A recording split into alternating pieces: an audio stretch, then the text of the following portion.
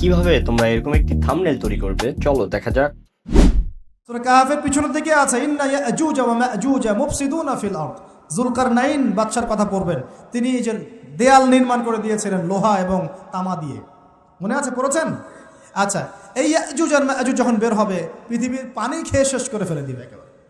এর এত বেশি হিংস্র হবে যে এদের সাথে লড়াই করার মতো ক্ষমতা কোনো মানুষেরই থাকবে না, এমনকি ঈসা আলাইহিস সালামেরও নয়।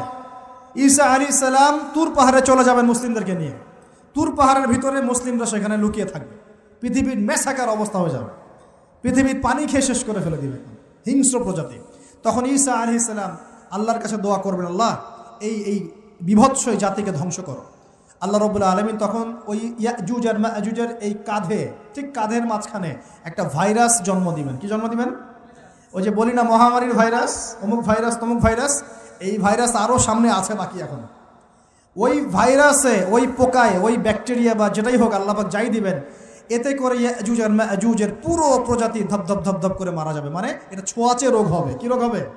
ছোঁয়াচে। ঠিক যেমন আমরা একটু করোনা দেখলাম না, একজন থেকে আরেকজন, একজন থেকে আরেকজন, এরকম জিনিস চলবে আরও বিশ্বে। আর এখনকার নতুন রিসার্চ হচ্ছে ওই সাইবেরিয়া অঞ্চলের যে বরফগুলো আছে না, ওর নিচে এই 1 লাখ বছর, 1.5 লাখ বছর, 2 লাখ বছর আগের ভাইরাসগুলো নতুন করে জায়গা শুরু করেছে এখন। হ্যাঁ, এগুলো বিজ্ঞানীরা বলছেন যে এগুলো আবার কোন দিন জানি পৃথিবীতে আত্মপ্রকাশ করা শুরু হয়। সব কিছুই ঘটবে। বিশ্বটার খুব রহস্য আছে, বিশ্বটার অনেক রহস্য আছে। আল্লাহ পাক এগুলো খেলার ছলে সৃষ্টি করেন নাই, পরীক্ষা।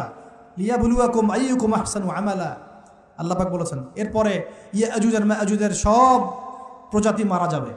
নবীজি বলছেন জমিনে কোনো জায়গায় ফাঁকা থাকবে না, সমস্ত জায়গাতেই ওদের দেহ পড়ে থাকবে। আল্লাহু আকবার। এরপরে ঈসা আলাইহিস সালাম আল্লাহকে বলবেন, আল্লাহ জমিনটাকে পবিত্র করে দাও। আল্লাহ পাক কি করবেন জানেন?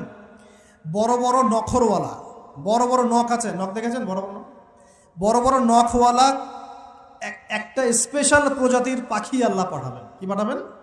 পাখি। এটা কোন পাখি, কি নাম আমরা জানি না, মহাবিশ্বের কোন জায়গা থেকে আসবে তাও জানি না, পৃথিবীতে আসে কিনা তাও জানি না। আল্লাহ পাঠাবেন আবাবিল, তয়রন আবাবিল। যখন আল্লাহ পাখি পাঠিয়েছিলেন না, ও আরসালা আলাইহিম তয়রন আবাবিল, আসলে ওই পাখির নাম কিন্তু আবাবিল না, আবাবিল মানে হচ্ছে ঝাঁকে ঝাঁকে।